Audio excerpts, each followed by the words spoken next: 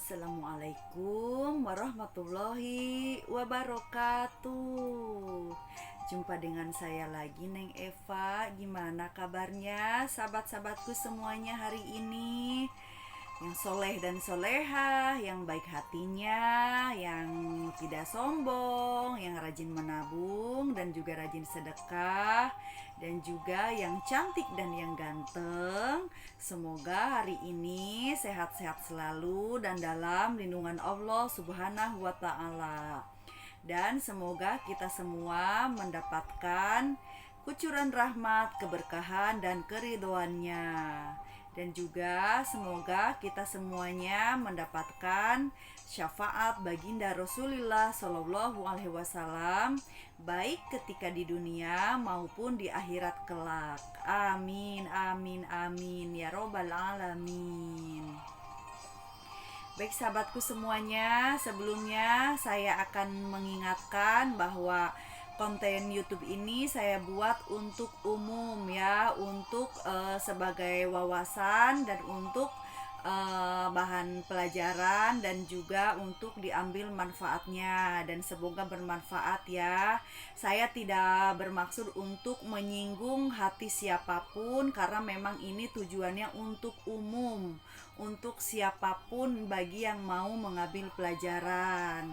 Tapi kalau misalkan ada yang tersinggung dengan perkataan saya atau dengan pembahasan-pembahasan yang saya bawakan ini, saya mohon maaf ya. Tapi memang kalau misalkan merasa tersinggung, baik itu tersinggung positif ataupun tersinggung negatif, bahwa sesungguhnya energi itu telah masuk, tinggal hati kita aja fungsinya mau menerima atau mau menolak nasihat-nasihat tersebut ya. Tapi saya ingatkan sekali lagi, ini untuk umum dan untuk siapapun yang mau mengambil pelajaran dan manfaat di dalamnya ya. Ya, sekarang saya akan membahas tentang ini aja ya, psikologis seorang salik di tahap awal ya. Kan kalau yang kemarin-kemarin saya pernah bahas tentang zikir yang muntah itu ya. Kalau itu kan tentang wiridnya, tentang zikirnya. Namun ini lebih kepada psikologis atau kejiwaan seorang salik yang baru menapaki perjalanan ruhani.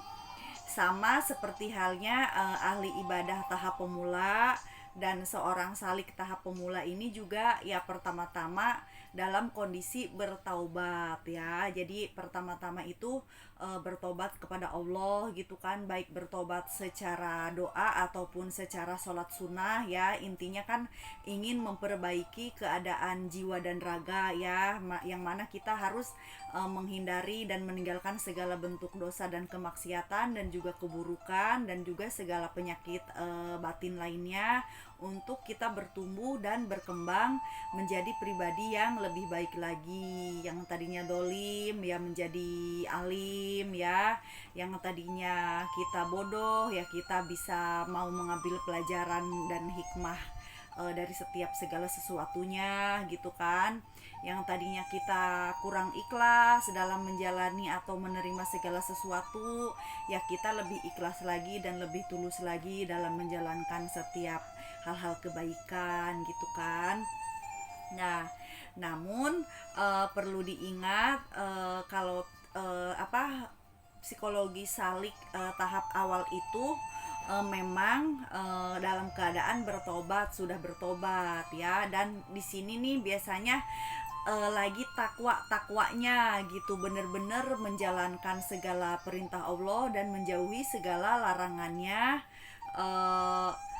versi syariat gitu ya. Jadi bener-bener memang lagi takwanya gitu. Kadang-kadang saking takwanya benci melihat orang yang dolim, saking bencinya dia lupa, jadi dia masih terkungkung di dalam hawa nafsu, iri dengki kepada seseorang yang masih berbuat dolim. Nah, jadi di sini kita harus memperhatikan agar segera berbenah gitu. Makanya saya di sini ngebahas tentang psikologis itu ya, bahwasannya memang kan semuanya ini kita kan bertahap gitu kan, nggak langsung ujug-ujug jadi ajaib atau langsung sampai kepada Allah gitu kan, sampai ke tujuan. Namun banyak halangan, rintangan yang disertai hawa nafsu yang tidak kita sadari gitu.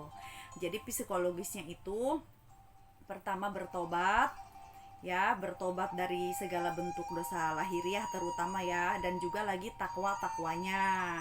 Tapi takwanya ini dan tobatnya ini masih dalam kawasan nafsu lawamah gitu loh. Nafsu lawamah itu adalah nafsu kebinatangan atau nafsu yang mencela dirinya sendiri, atau nafsu yang menyesali dirinya sendiri, atau nafsu yang masih berhasrat kepada hasrat seksual, hasrat makan minum yang berlebihan, hasrat kepada kesenangan-kesenangan yang mendominasi gitu kan, dan hasrat-hasrat apapun yang berbentuk kepada kecenderungan kesenangan duniawi gitu. Jadi masih berada di situ, tapi kondisinya sudah takwa, hanya nafsunya saja masih berada di alwamah atau lawamah gitu. Itu ciri-cirinya itu ya takwa, memang secara syariat takwa gitu kan, menjalani perintahnya dan menjauhi segala larangannya gitu kan, dan takut kepada siksa neraka gitu kan, dan takut kepada Allah, dan juga berharap surganya, berharap hidayah, berharap anugerah, berharap pertolongan Allah atau apapun. Intinya dalam kondisi takwa, hanya nafsunya saja masih berada di lawamah gitu, karena takwa juga kan tingkat-tingkatan.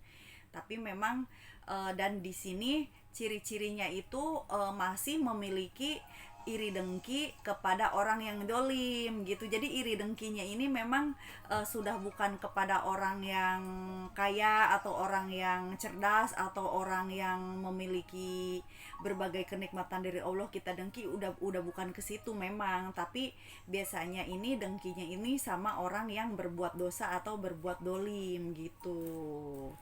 Jadi kan memang sebenarnya sih kondisi apapun ya, walaupun orang itu berbuat apa gitu kan, orang lain gitu, tipe kita itu tidak perlu iri atau dengki gitu. Tapi ini dia masih ada seperti itu gitu.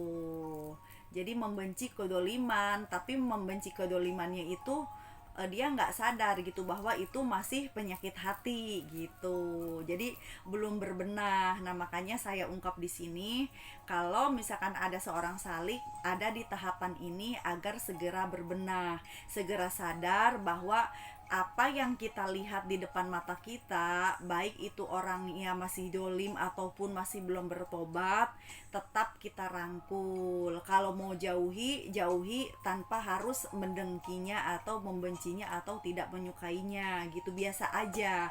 Karena memang setiap kondisi kejiwaan manusia itu ya, masing-masing jiwa itu kan berbeda-beda gitu kan. Ada memang orang yang ditarik sama Allah menjadi seorang salikin atau mempelajari ilmu toriko. Ada juga orang yang masih di syariat atau masih awam gitu. Jadi kita harus bijaksana gitu, bijaksana dan legowo gitu. Jadi memang tidak semuanya orang itu bisa mencapai menanjak sebuah gunung gitu kan. Gunung kan semakin tinggi kan semakin runcing, otomatis orang yang bisa ada di atas itu kan tentu pasti makin sedikit gitu kan, sedangkan orang yang awam atau yang orang umum itu kan pasti adanya di bawah gitu. Dan kita harus sadar ke situ bahwa tidak semua manusia itu bisa seperti bisa menjadi seorang salik yang mau menapaki jalan ruhani gitu loh. Nah, makanya kalau kita dihadapkan dengan orang-orang awam atau orang-orang yang bodoh atau zalim sekalipun gitu, yang dolim, ya kita biasa aja gitu, biasa aja, maksudnya hatinya itu nggak usah membenci, nggak usah mendengki gitu. Sadarilah bahwa setiap manusia memiliki kejiwaan dan kondisi status kedudukan yang berbeda-beda gitu. Jadi senyumin aja cara menghadapinya. Pokoknya intinya jangan dibenci, jangan didengki, apalagi kita misalkan sampai dengkinya itu berlebihan, jangan ya. Jadi biar kita itu dari nafsu lawamah itu segera beranjak ke nafsu sufia, sehingga ketakwaan kita itu makin meningkat lagi, maju ke depan gitu ya. Semoga bisa difahami ya, bahwa fase-fase takwa versi Salikin ini juga tingkat-tingkatan. Dan ingat ya, 70 hijab gelap dan 70 hijab dan terang itu kan. Jadi 70 hijab gelap, 70 hijab terang itu harus kita singkap-singkapkan satu persatu. Nah, itu salah satunya di sini nih. Takwa masih dalam nafsu lawamah. Jadi kita harus maju ke depan ke nafsu sufiyah gitu. Kita singkapkan lagi hijabnya ya. Baik, sampai di sini aja dulu, nanti kita lanjutkan lagi. Saya mohon maaf kalau ada kekurangan dan kesalahan dalam menyampaikannya.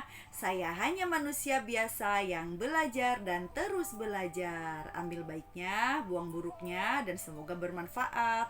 Minal aidin wal faidin, mohon maaf lahir dan batin. Wassalamualaikum warahmatullahi wabarakatuh.